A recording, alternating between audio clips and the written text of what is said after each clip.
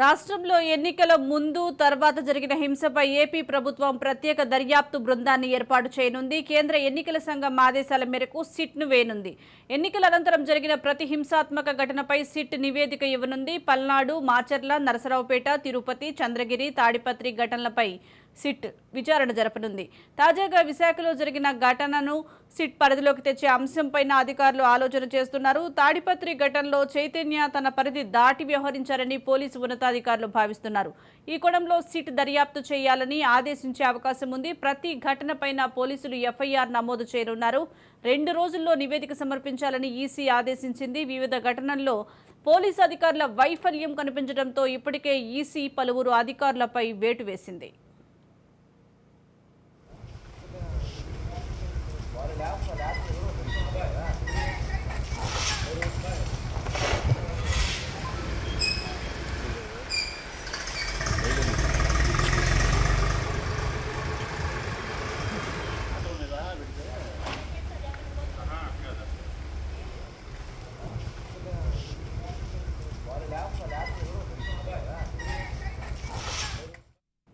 రాష్ట్రంలో ఎన్నికల ముందు తర్వాత జరిగిన హింసపై ఏపీ ప్రభుత్వం ప్రత్యేక దర్యాప్తు బృందాన్ని ఏర్పాటు చేయనుంది. కేంద్ర ఎన్నికల సంఘం ఆదేశాల మేరకు సిట్ను వేయనుంది. ఎన్నికల అనంతరం జరిగిన ప్రతి హింసాత్మక ఘటనపైన సిట్ నివేదిక ఇవ్వనుంది. పల్నాడు, మాచర్ల, నరసరావుపేట, తిరుపతి, చంద్రగిరి, తాడిపత్రి ఘటనలపై సిట్ విచారణ జరపనుంది. తాజాగా విశాఖలో జరిగిన ఘటనను సిట్ పరిధిలోకి తెచ్చే అంశంపైన అధికారులు ఆలోచన చేస్తున్నారు. ఇటు తాడిపత్రి ఘటనలో చైతన్య తన పరిధి దాటి వ్యవహరించారని పోలీసు ఉన్నతాధికారులు భావిస్తున్నారు. ఈ కోణంలో సిట్ దర్యాప్తు చేయాలని ఆదేశించే అవకాశం ఉంది. ప్రతి ఘటనపైన పోలీసులు ఎఫ్ఐఆర్ నమోదు చేయనున్నారు. 2 రోజుల్లో నివేదిక సమర్పించాలని ఈసీ ఆదేశించింది. వివిధ ఘటనల్లో పోలీసు అధికారుల వైఫల్యం కనిపించడంతో ఇప్పటికే ఈసీ పలువురు అధికారులపై కూడా వేటు వేసినట్లుగా తెలుస్తోంది. దీనికి సంబంధించి మరింత సమాచారం మా ప్రతినిధి రమేష్ అందిస్తారు. రమేష్.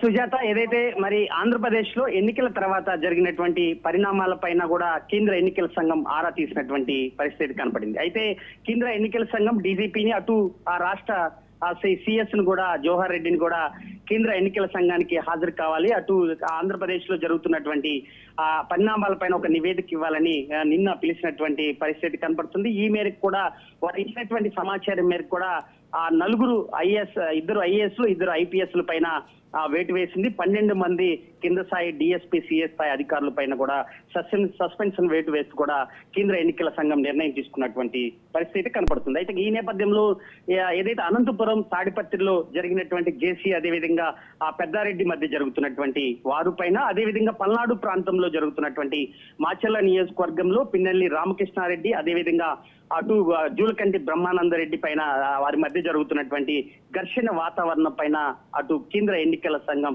సిట్ ఏర్పాటు చేసింది. 2 రోజుల్లో పూర్తిగా ఒక నివేదిక ఇవ్వాలంటూ కూడా ఇప్పటికే ఆదేశాలు అయితే జారీ చేసినటువంటి పరిస్థితి కనపడుతుంది. అటు తిరుపతి, అనంతపురం జరిగినటువంటి ఘటనల పైన, అటు పల్నాడు జిల్లాలో జరుగుతున్నటువంటి ఘటనల పైన పూర్తి స్థాయిలో సిట్ ఏర్పాటు చేసి 2 రోజుల్లోగా మరి అక్కడ జరుగుతున్నటువంటి పరిణామాలు, ఇప్పటి వరకు పోలీస్ అధికారులు ఎవరెవరు ఎలాంటి కార్యకలాపాలు పాల్పడ్డారంటూ కూడా దానిపైన ఒక నివేదిక ఇవ్వాలంటూ కూడా కేంద్ర ఎన్నికల సంఘం ఒక ఆదేశాలు అయితే జారీ చేసినటువంటి పరిస్థితి కనపడుతుంది.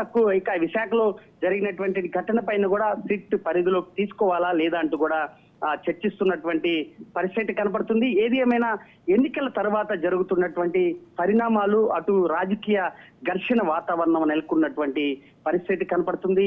ఎన్నికల 13వ తారీఖు నుండి కూడా ఇప్పటికీ 144 సెక్షన్ అమలవుతుంది. 4 జిల్లాలకు సంబంధించి కూడా 144 సెక్షన్ అమలవుతుంది. పల్నాడు ప్రాంతంలో అటు గురిజాల, మాచర్ల, సత్తెనపల్లి, నరసరావుపేటలో కూడా ప్రస్తుతం 144 సెక్షన్ అమల్లో ఉంది. అటు అనంతపురం జిల్లాలో కూడా 144 సెక్షన్ అమల్లో ఉంది. అటు తిరుపతిలో కూడా 144 సెక్షన్ అమల్లో ఉన్నటువంటి పరిస్థితి కనపడుతుంది. ఎన్నడూ లేని విధంగా ఏ ఎలక్షన్ చూడనటువంటి పరిణామాలు ఇప్పుడు చూస్తున్నటువంటి పరిస్థితి కనపడుతుంది. ఆంధ్రప్రదేశ్ లో ఇరు పార్టీ ఘర్షణ వాతావరణం అటు సామాన్య ప్రజల్లో, అటు వ్యాపార రంగాల్లో కూడా వారికి భయాందోళనకు గురవుతున్నటువంటి పరిస్థితి కనపడుతుంది. దీని అన్నిటికి పైన కూడా ఆ కేంద్ర ఎన్నికల సంఘం సిట్ ఏర్పాటు చేసి ఒక నివేదిక ఇవ్వాలంటూ కూడా ఇప్పటికే ఆదేశాలు అయితే జారీ చేసినటువంటి పరిస్థితి కనపడుతుంది. అటు డీజీపీ కూడా సీరియస్ గా దృష్టి సారించాలని ఎన్నికల సంఘం ఇప్పటికే ఆదేశాలు అయితే జారీ చేసింది. ఎక్కడైతే ఏ అధికారి అయితే మరి గొడవలకి కారుకులయ్యారో మరి అటు అనంతపురంలో సంబంధించినటువంటి చైతన్య డిఎస్పీ పైన కూడా చర్యలు తీసుకునేటువంటి అవకాశం కనపడుతుంది. అదేవిధంగా మరి ఇక్కడ జరిగినటువంటి అటు నర్సరావుపేట డిఎస్పీ వర్మ పైన, అదేవిధంగా ఆ కలెక్టర్ లోటెడ్ శివశంకర్ పైన కూడా ఇప్పటికే వేటు వేసినటువంటి పరిస్థితి కనపడుతుంది. ఏది ఏమైనా కేంద్ర ఎన్నికల సంఘం 19 దాకా, జూన్ 19 తర్వాత దాకా కూడా మరి ఇటు ఆంధ్రప్రదేశ్ జరుగుతున్నటువంటి పరిణామాలను దృష్టిలో పెట్టుకొని అప్పటి వరకు కూడా ఆ ప్రత్యేక బలగాలను కూడా మోహరించాలని చెప్పి కూడా ఇప్పటికే ఆదేశాలు అయితే జారీ చేసినటువంటి నేపథ్యంలో సిట్ అధికారులు ఇటు నివేదిక చెప్పిన తర్వాత మరికొంతమంది అధికారుల పైన కూడా వేటు వేసే అవకాశం అయితే ఖచ్చితంగా కనపడుతుంది. ఈ నేపథ్యంలోనే ఎన్నికల సంఘం దృష్టి సారించినటువంటి పరిస్థితి కనపడుతుంది. Right, thank you Ramesh.